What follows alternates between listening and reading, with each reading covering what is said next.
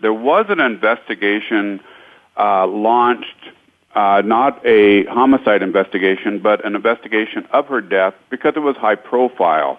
The primary report would lie with the coroner's office, but I think it's important because there is public concern and family concern that the investigation at the time may or may not have been thorough. New questions have come up that it would benefit the city, both departments, if these reports were made public, basically for transparency. What was done, and if everything that could have been investigated was, you could lay this to rest. If the reports are sealed, it causes people to ask the question, why? So I'd want to see those reports unsealed.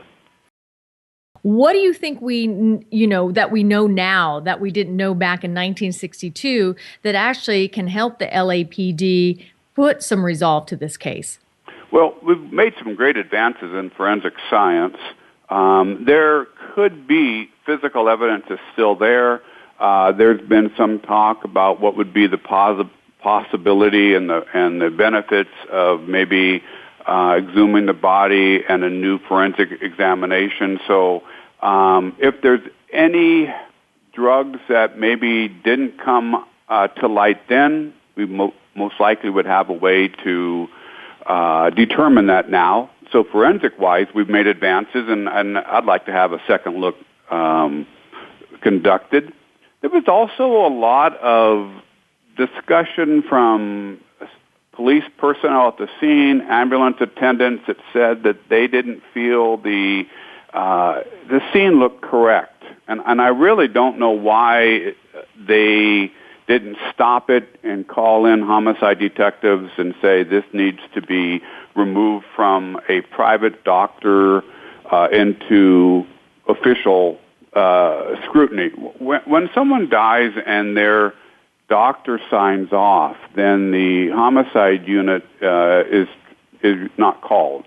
But there was some discussion with people at the scene that, in one respect, the sergeant at the scene said later that he felt that the scene was staged, which is a very bold statement.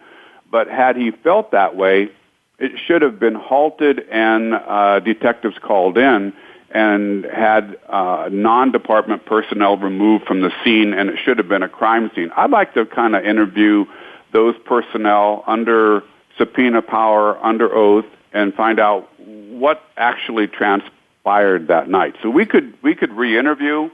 If this case were reopened officially, we'd have subpoena power. We'd have people re-interview that might have been reluctant at the time to divulge any information under subpoena, under oath, and I think that would help as well.